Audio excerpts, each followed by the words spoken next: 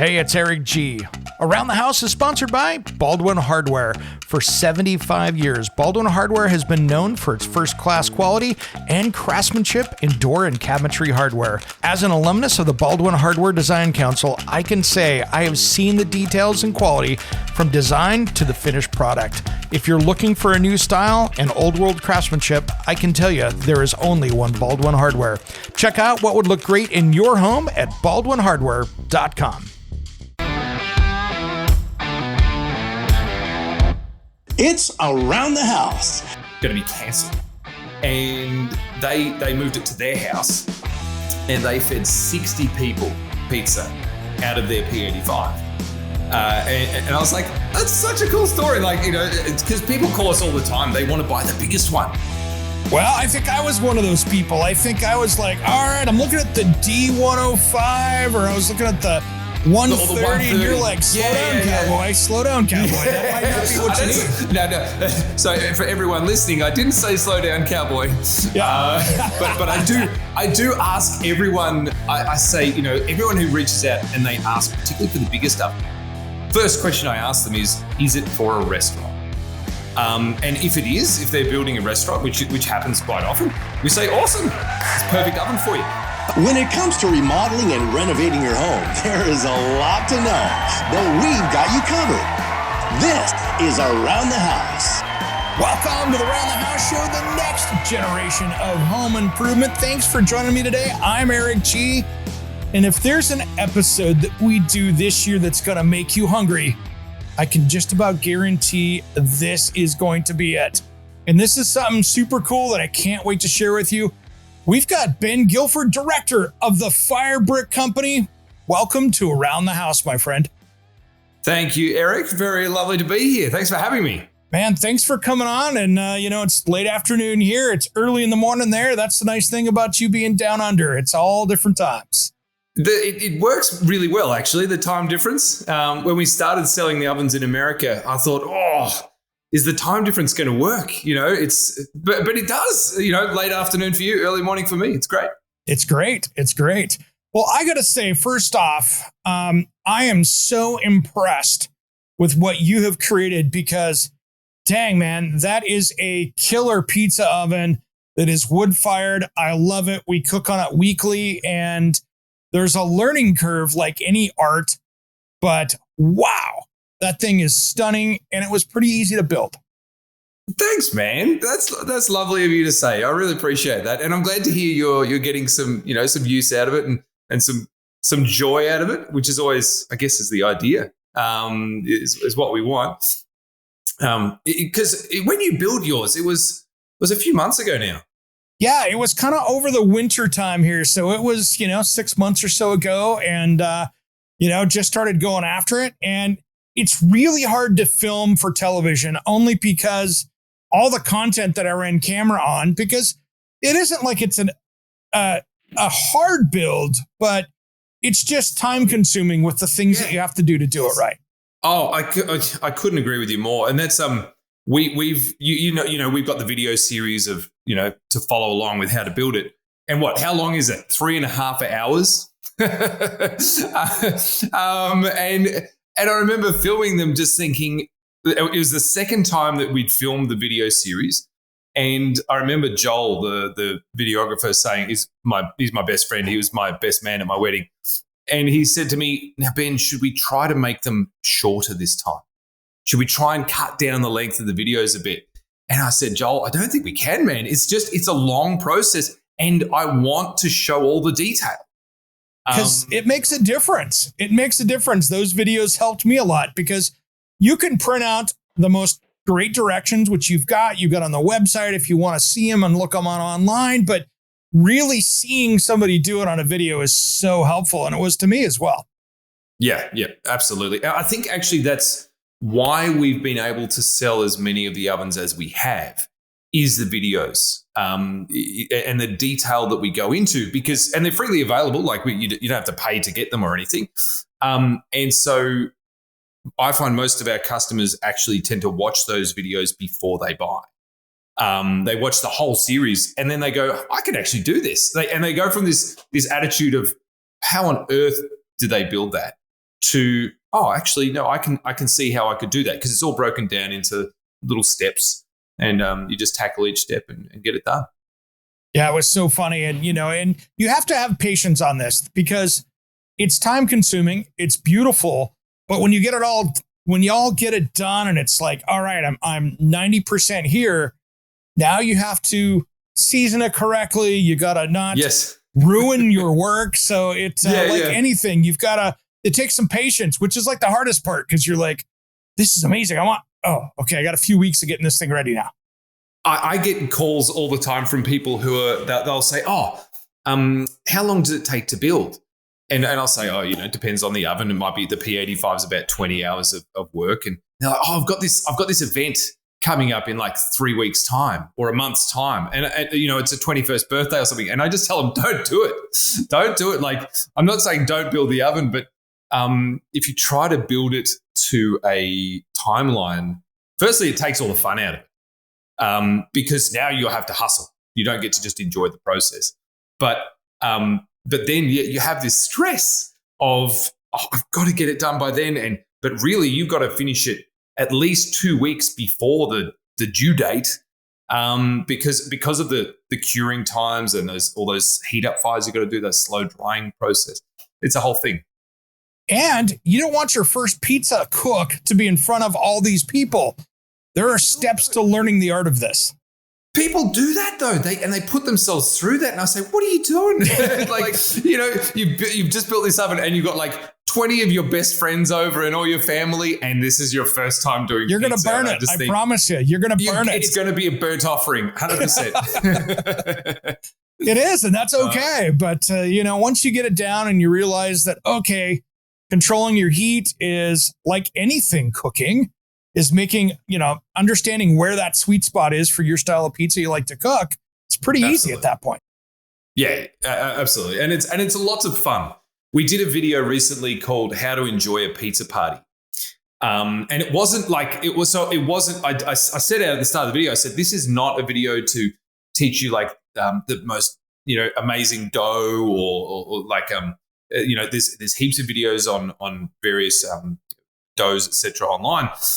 But I wanted to try and make the pizza cooking process less catering, like because it can feel like a catering experience where you don't even get to talk to your friends.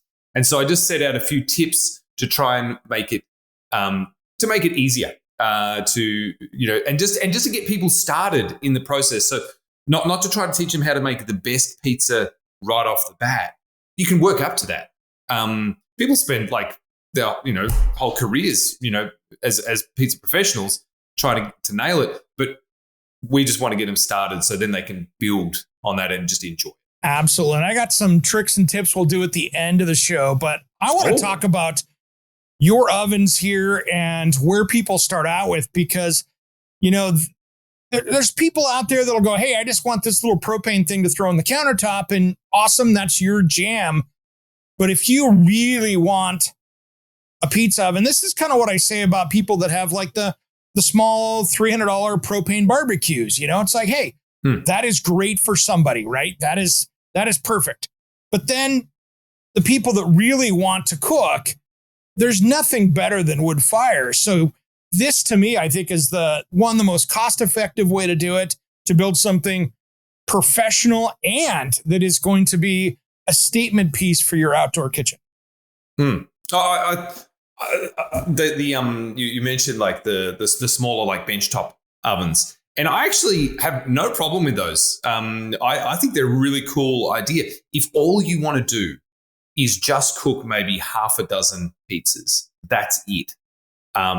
Then maybe that would actually be the best oven for you. I would actually say if you rang us up and said, hey, Ben, like it's just me and my wife and we don't really entertain much and we just want to cook like maybe 3 or 4 pizzas on a weekend, which oven would you recommend for us? I'd say probably don't get one of ours because it would be wasteful. It takes a fair bit of fuel to heat our ovens up and you really want to get value out of that. So no, I don't think those benchtop ovens are bad. In fact, we get a lot of people calling us saying, I've had one of those benchtop ovens. I love it, and I love making pizza, but I've hit the limit of it. I want to do more, and I want to do more than just pizza. I want to do roasting and baking and slow cooking and all of that other stuff, and I just can't do it. It's just for doing a few pizzas, and it does that really well. And there's nothing wrong with that. But what you guys have is it's cool that you have something that is small enough for a family to use and to have a good pizza party, and you could have 20 people over and still with your smallest oven really enjoy a pizza party with that. And then you've got, hey, I want to have my own commercial unit and I want to have 1,000 people over. You've got that as well.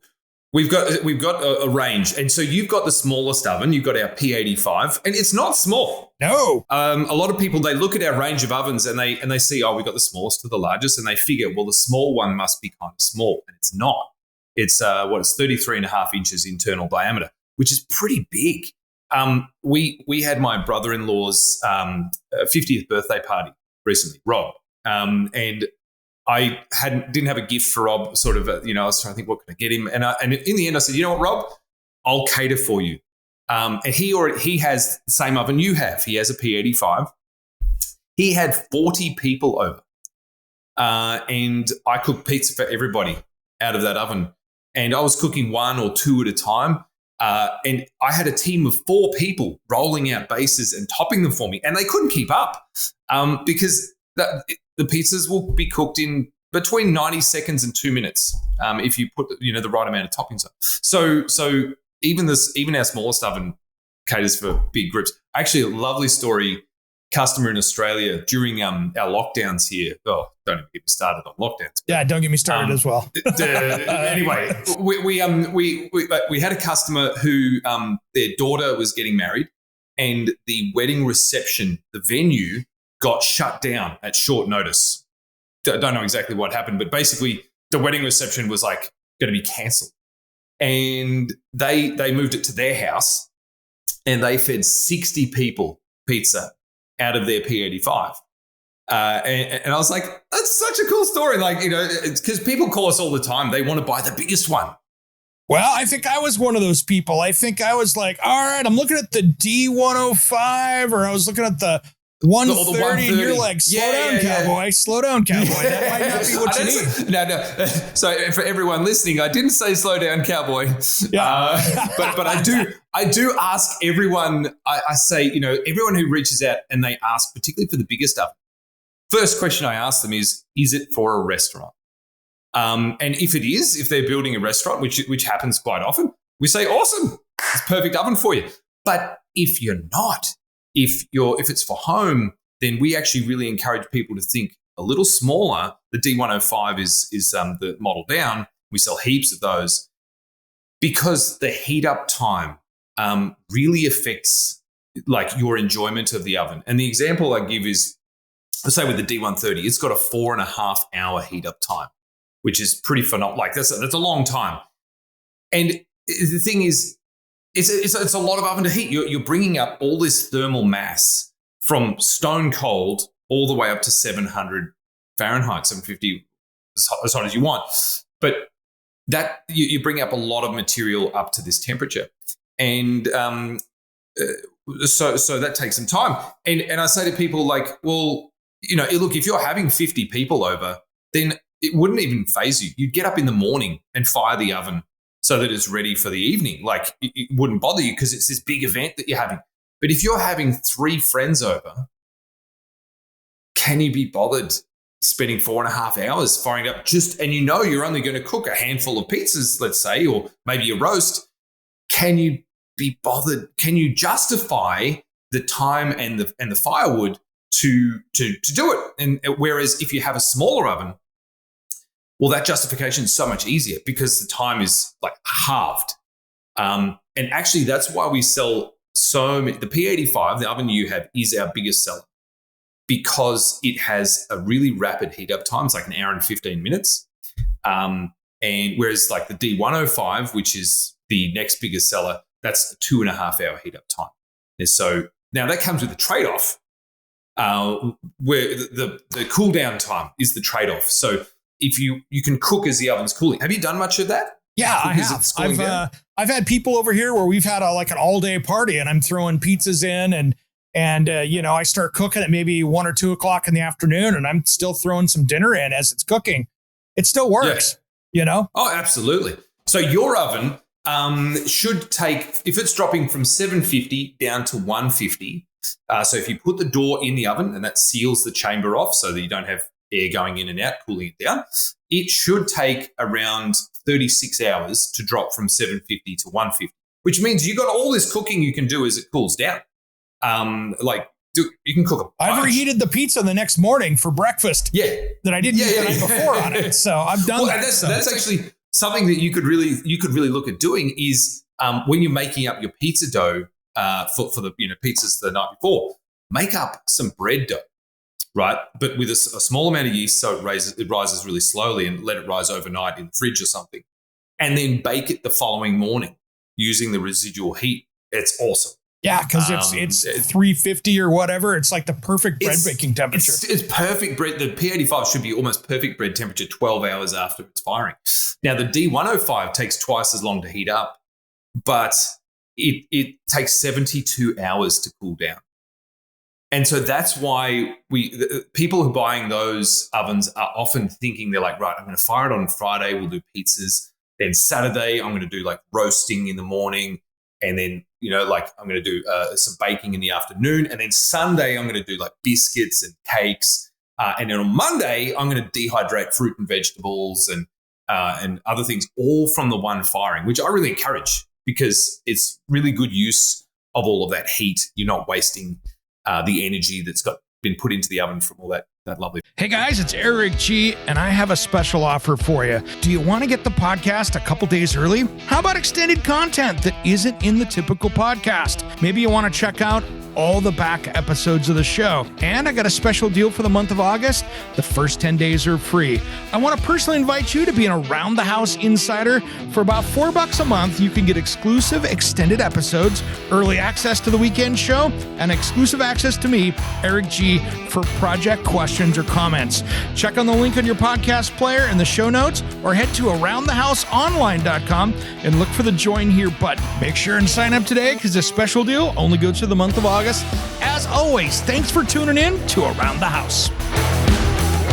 From August 20th to 27th, it's time to fire up the grill and celebrate Monument Grill's annual Big Week. Monument Grill's Day is here, a week-long celebration of joy and outdoor cooking, perfect for backyard barbecues, community events, or just exploring the latest Monument Grill's product at your nearest store. Monument Grill's knows the best moments are shared with loved ones, even your furry friends. This year, they're inviting you to join in the fun. Capture your grill adventures and share them on social media using hashtag Monument Grills Day to snag your one-of-a-kind avatar. It's all about celebrating those unforgettable moments and spreading the grilling love. And here's the big news. Monument Grills is kicking off their biggest giveaway campaign of the year. You could win top-tier prizes like the Denali 605 Pro 6-burner Bluetooth gas grill, the Powerhouse Mesa 415BZ 4-burner grill, or the Stylus Mesa 200G, with prizes totaling over $1,500. This is one giveaway you don't want to miss. Visit monumentgrills.com and head to the Monument Grills Day event page to learn how to join the festivities and grab your chance at these incredible prizes. Happy grilling. Now, the other thing I've done too is if I had any wet firewood or stuff that might have gotten damp that is close enough, was I'll reset the oven, the next morning, and it's still warm enough in there that I can do that. And I'm like, I'm just going to kiln dry my wood for the next time. Yes, exactly. I only figured that out. It took me years to realize. I think it was a customer suggested it to me. They said, yeah, well, if the oven cools down enough, and it does need to cool down enough. Otherwise, you've got another day of pizza cooking. We have a Facebook community group for our for the business, and people are free to join it, and anyone's free to join and have a chat about our ovens. And a chap posted the other day. He said, I was kiln drying a bunch of wood, but I put it in at like 500 Fahrenheit. And he said he put all this firewood into his oven, all this damp wood, closed the door, went to bed. And then he came out the next morning and his oven was sitting at 900 Fahrenheit. And he said it had all become charcoal.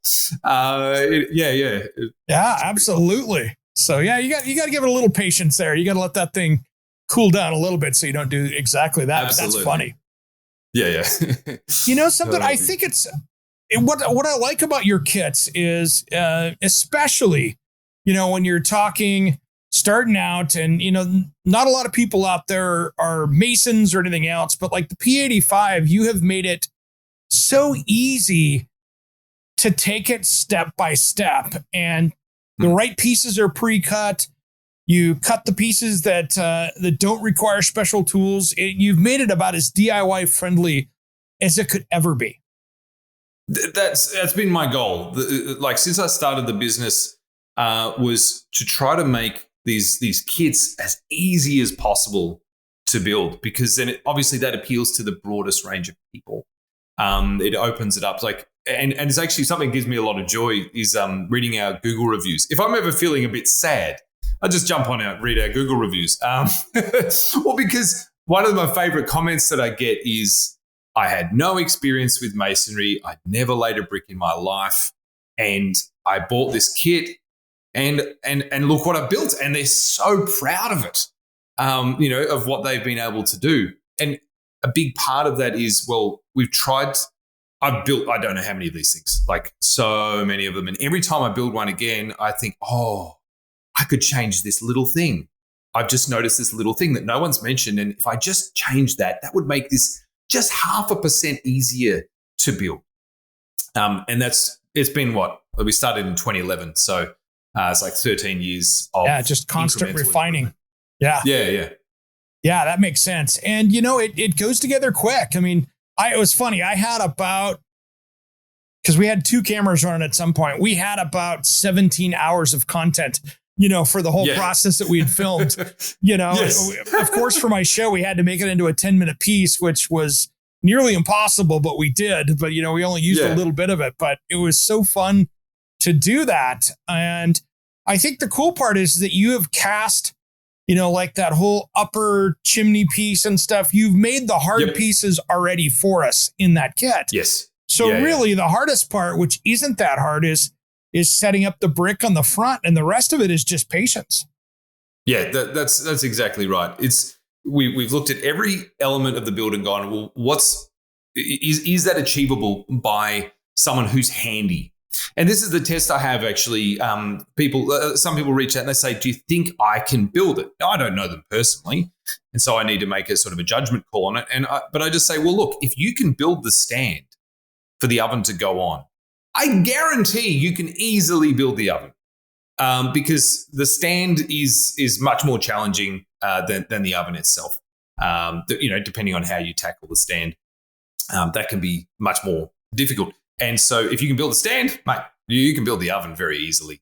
So let me tell you about how I built my stand, because I did something completely different. Tell me more about it. Yeah. It was very cool. So what I did is I poured a concrete footing that was about 8 inches thick. That was an H. So I went kind of an H and then a box around it this way.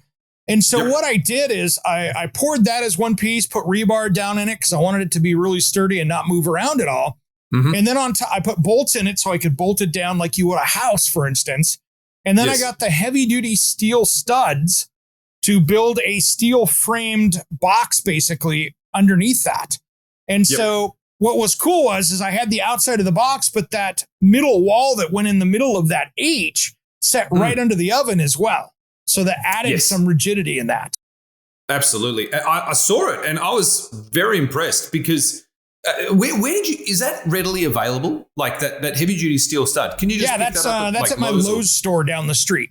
It's on the shelf. Man, in Australia, we can't get that. We can get this chintzy, thin, flimsy, like internal walling type stuff, but not the heavy duty actual. Yeah, this is the heavier stuff. Lowe's carries it. Home Depot has the thinner stuff, but then what I did is I wrapped that around with 1/2 inch OSB that's waterproof, the chipboard on the outside that had the waterproof barrier on it, and on the top I put in 1 1/8 subfloor material, so it's like this across the whole thing.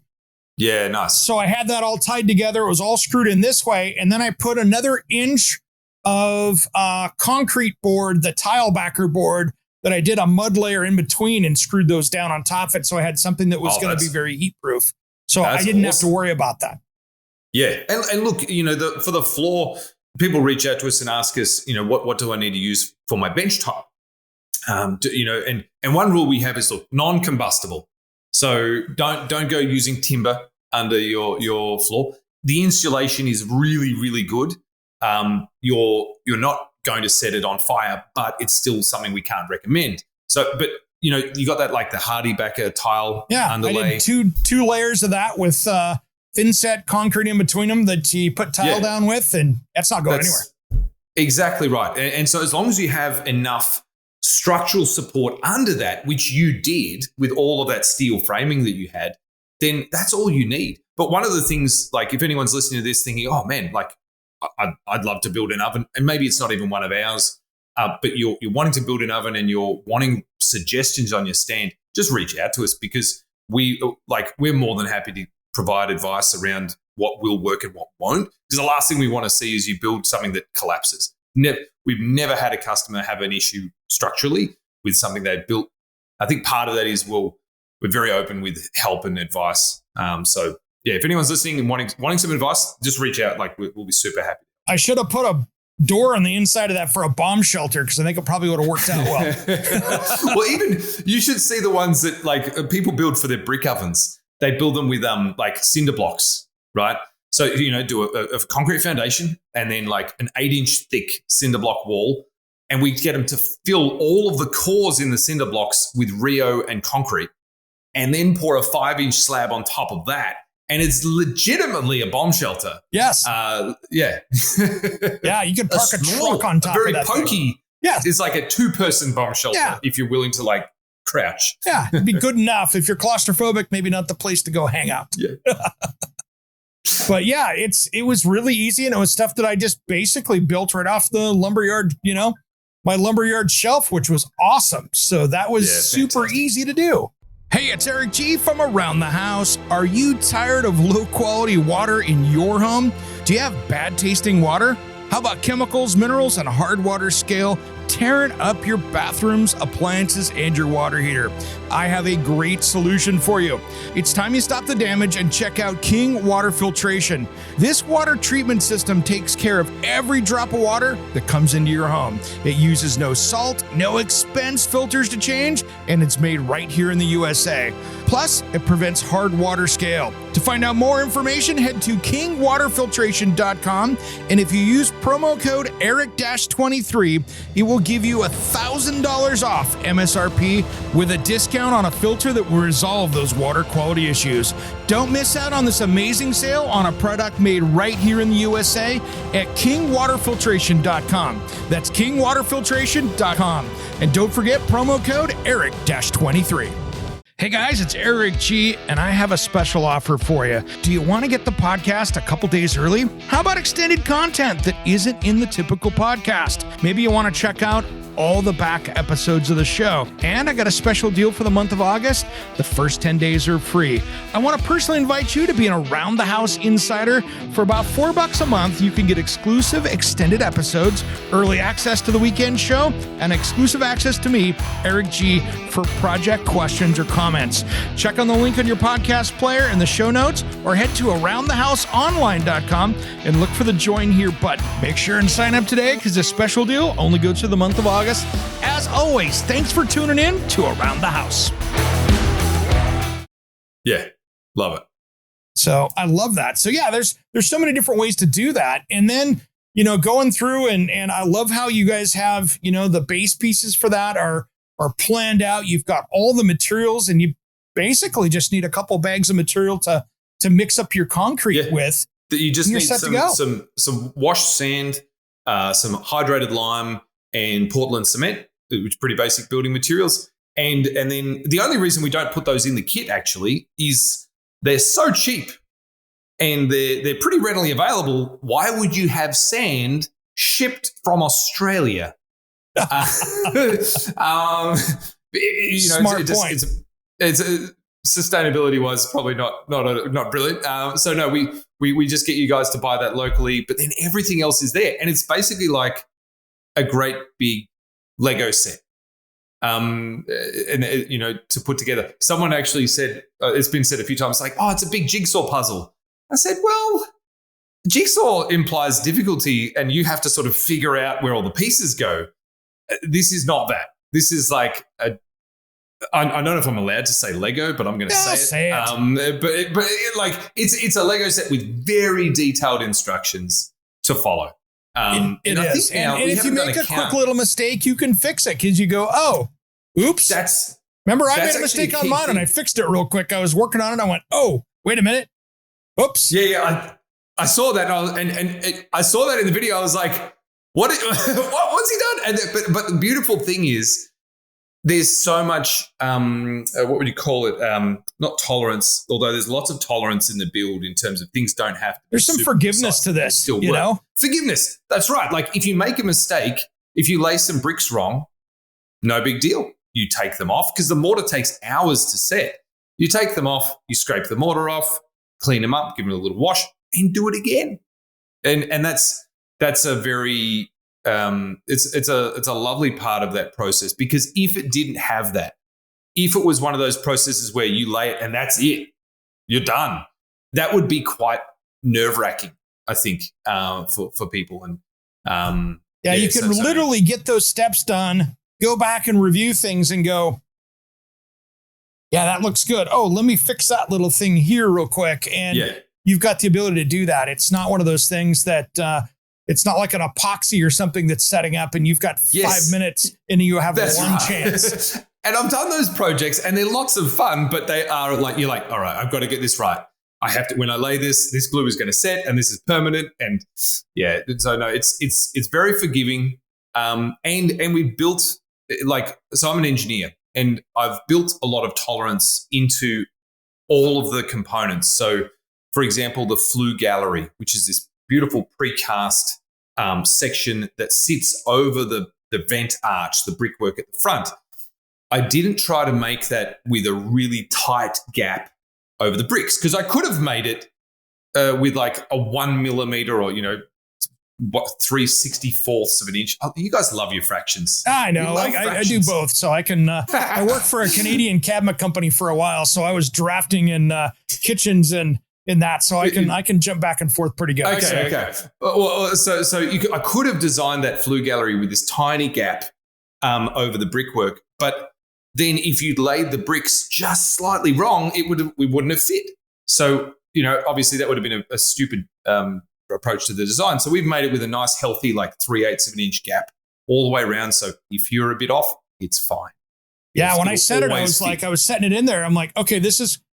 Oh, cool. There's forgiveness here. I like this. Yes. I can make this where I want it to be, Yeah, exactly. Yeah. So no, and I think that's why we've sold as many as we have. I think a big part of it is our customers have a good experience with the process. They enjoy the process because it's forgiving, and they get to the end of it and they say, dang, that was really good fun. And then they recommend it to their friends and family. And so we haven't done a count very recently of how many we've sold. The last count we did might have been 12 months ago or something, and it was like 4,200 or something so far that we've sold, which is really cool. Like a little business I started back in 2011, literally out of my garage, as most small businesses start, and it's really, really cool to see where it's come. That is great. One of the coolest tricks that I learned here that was really awesome. And it was one of those things that I figured out when I was first doing this. I was like, okay, I'm going to make my own pizza dough. I'm going to get cooking on this. And I realized that here in the US, I could go down to my grocery store and get pre-made, ready to go pizza dough to start with. Oh, so awesome. I didn't have to mix it up. I could literally go over to the whole deli area, grab the Trader Joe's or Winco or the different places we have around here. And I could go get pre-made dough and start out with that. So I didn't have this overwhelming process. Right. And if I messed it up, I didn't feel so bad. Yeah, exactly. Well, and so I think there are people out there who are just naturally gifted at cooking. And so those people will always just want to do it from scratch. I am not naturally gifted at cooking. I'm an engineer. I can follow instructions. I can bake. And I can cook. My mum would be chiming in going, you can cook, Ben. You can cook just fine. But it's not my natural inclination to be a great cook. And so that I mentioned Rob's 50th birthday. I didn't make the dough for that. I actually called our local bakery and I just said, guys, could I buy I think it was like 30 pounds of dough. And it was so cheap as well. It was like $5 a kilo, or like it was super cheap. And I just remember thinking, that would have taken me hours to make. And instead, I just bought this mass pile dough and then just balled it all up and let it rise and just did it. Yeah, it's smart. And I think there's an element of so we do a lot of YouTube videos and so deal with lots of YouTube comments and most of them are very positive. But there's certainly an element out there is like, oh, that's not the right way to do it. Like, of course. Oh my gosh, every one of my videos has one of those people on it. It just happens, right? Yeah, and it's like, oh, you should be making it from scratch. And I think the issue with that is when you're getting started, when you're just starting out, start basic, right? Buy the dough. That's fine. And start nailing down the rest of the process because it's there's quite a lot to it. You've got to stretch your dough out. Then you've got to figure out how thin do I really want to stretch it? Like how much toppings do I put on? How wet can those toppings be? And you can learn all of these other things with bought dough, as an example, just to get you started. Yeah. Nail those processes down and then say, all right, I'm confident now. I'm going to start making my own dough because I've got I've built up this confidence in the rest of the process. And I think that's 100% the best way to go about it is to start nice and simple. So you don't get discouraged early on. Yeah, because you can. I think we did a video, we called it our first Flamesmith Feast. It's way too long. It's like an hour and a half. It's silly. But anyway, we did this massive long video. And in there, one of the things, we cooked all these different foods and we talked about how, I think Marcus said it, he said how many things he'd burnt in his oven. And he said, that's just part of it. Like, you're going to burn stuff and that's okay. Don't let it get you down. That's just part of wood-fired cooking. You will burn things. No big deal. The biggest lesson I learned right off the bat was more heat isn't better. Yeah. Yes. What were you cooking at that just pizza. I was throwing a pizza in, but I'm like, this thing, I had my temperature thing out. I'm like, I'm at 850. This is great. I just burnt the snot out of the thing. And I'm like, all right, that's a little hot. Let's dial that back. I can't move that fast enough, and it's just, that's, it's like, all right, let's go 750. And then you start to realize honestly, we're not even checking it anymore once you get your system, right? Once you get your system, you're like, that's the right amount of wood. And then you can just look at it and go, we're good. We're good. And actually, a question we get from people who are just starting out, they've just built their oven. They're like, how hot, how do I measure the temperature? Because you can install an external gauge so it goes through the wall of the oven. I don't think you got one with yours. No, I just have it at the door, which is fine. But this is the thing. All of our ovens come with a stainless steel door and it's got the gauge in the door. And that's great if you're roasting or baking. We'll come to that. I'll mention that later. But if you're doing pizza, how the old Italians used to do it was they would just look at the inside of the dome of the oven and they would see, has the soot burnt off? And they would say, has the dome gone white? Now, I always remember hearing that going, white? Like, is it white hot? And it's like, no, it's going brick colored, or in the case of yours, you'll be able to see your casting again, which is like a light gray color. Once the soot burns off, you're at pizza temperature. And it's a really good way of just looking at it. And the way they would check the floor temperature is they just throw a little bit of flour on the floor and see how quickly. And so for you, if you'd thrown it at 850, you throw the flour in, it would just go boom. Yeah, keep your face away from that when you do that at 850 because it's going to blow back at you. Yeah, that's right. So yeah, more heat is not necessarily better.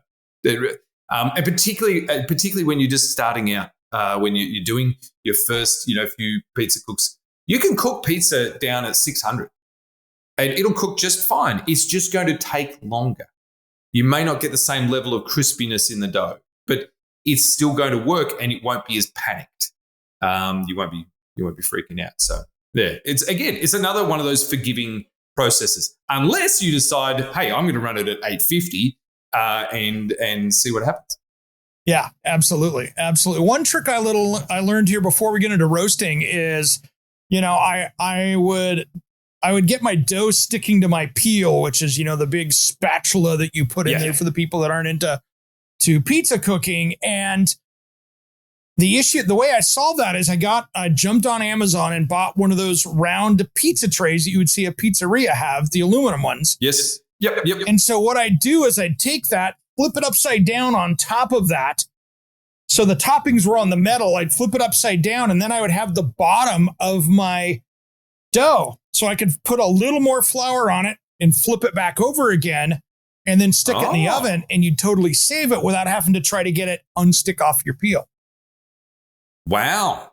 Okay. I have never seen that done before. That's a cool idea. $5. You can get those things on Amazon. They'll ship you one of the large pizza trays, and you just flip it right back over on that. You just basically stick it upside down. So is this when it's partly cooked, or is right when you're getting ready to put it in the oven, and you go, it's sticking. It's sticking. Okay, it's set on the peel too long before I got it in the pizza, or I didn't have enough flour down or anything like that. That's a way to save it. I'll give you another tip on that as well, because I think that's actually very clever.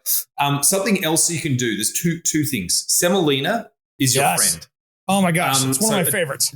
But it won't. So if you're making all of your pizzas on your peel, so you got a big metal spatula, basically, you can sprinkle that with some semolina, pull your dough onto it and top it, and then shuffle that off into the floor of the oven. The problem with metal is that it has a very, very smooth surface, and it will grab wet dough very readily. So if a little bit of sauce seeps through the crust of the pizza and it'll just stick.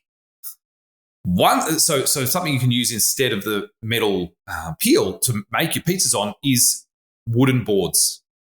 Plywood. If you make some plywood boards, now we make these with bamboo ply because it's food grade. But for home, plywood's going to be totally fine.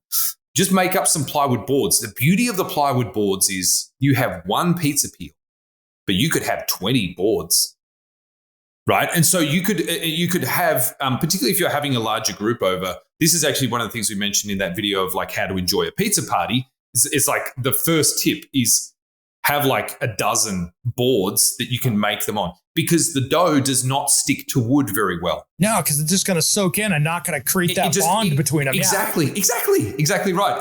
So that the wood will soak up a little bit of that moisture and it won't stick straight away. And so it's much more forgiving than the metal peel. So give that a go. Again, a little bit of semolina on there. It doesn't hurt, but then if you make them on wooden boards, they don't stick as readily, and you can make 6. And I'm ready to go. Because what that does, Eric, is right now the way you're doing it is you are the caterer and you're doing all the work. And something that you can do this is my favorite thing to do with the ovens is, you make everybody else do the work, right? All your friends and family come over, you give them some basic training in what to do. Now, of course, this requires you to know what you're doing. So you go through the process for maybe the first 6 months or something. You figure it all out, and then when you have friends over, you say, "Hey, grab one of those wooden boards. I've rolled out a base for you. Top that up. You top it. You cook it, right? And you should. And it's just endlessly entertaining watching your friends cooking their pizza. If they burn it, they still enjoy it. But that's one of those, it's just a little thing. But if you're trying to use the pizza peel to make every pizza, you become a slave. Yeah, you're the chef now in the kitchen. So the chef. That's a better word than slave. Much better. But everyone else can get involved and they can all help out. So yeah, that's smart. So I want to talk roasting and baking in here, because that's one of those things before we run out of time. I want to make sure we cover really well, because this isn't just a pizza oven. I try so hard not to call it a pizza oven, but everybody calls it a pizza oven. It's just the normal word for it, but it's a wood-fired oven. You can do so much more than pizza. What is your favorite thing to roast in there? Lamb. Hands down. It's easy. You just get a nice big leg of lamb, stab a bunch of holes in it.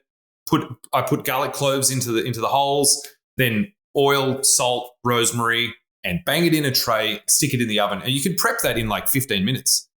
I love, so meat-wise, lamb is my favorite. But the other thing I love is just the roast veggies. So potato, bit of butternut pumpkin, some onions, and getting that in the oven, they absorb that smoky flavor really well, like really, really well. And so I almost like roast vegetables in the oven more than the meat. Don't get me wrong, love the meat, but I just love it. Like the flavor that you get in the roast veggies is phenomenal. And then in the Facebook group, I've seen so many people doing breads and things like that in there as well. It just makes me hungry when I go on there. It's amazing watching what people are making.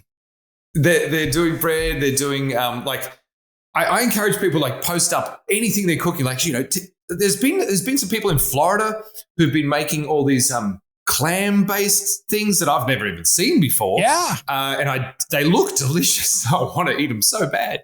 But I think for anyone listening who's thinking about wood-fired cooking, pizza is like where you start, and it's awesome.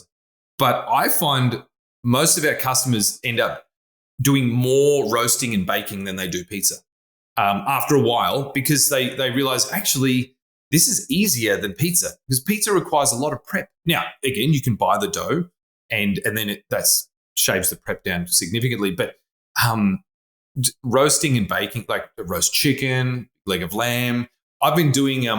Did you see the video we did on how to use the oven as a smoker? Yes, I thought that was cool. Yeah, it's you can certainly do pizza, but you've got all of these other things that you can do in it. Actually, something else I do is grilling. So we've got like we call it a Tuscan grill, which is a sort of a raised bar grill that you can put in the oven over the coals. So it sits like 3 inches high, and so you can get a bed of coals and throw the grill on top, and then you put steak and whatever on top of that grill.